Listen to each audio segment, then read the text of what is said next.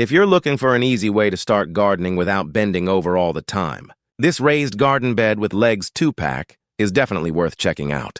Each planter measures 48 by 24 by 30 inches, giving you plenty of room to grow vegetables, herbs, flowers, or even strawberries. The elevated height makes gardening much more comfortable by reducing the need to kneel or bend. One thing I really appreciate is the sturdy construction. These planter boxes are made from galvanized stainless steel, so they're designed to resist rust and corrosion, making them a great option for outdoor use throughout the seasons. Safety was also considered in the design.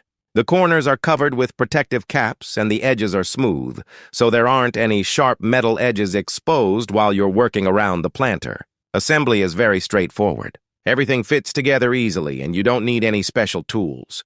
Just keep in mind that this package includes 2 planter boxes in one box, so you'll be assembling both.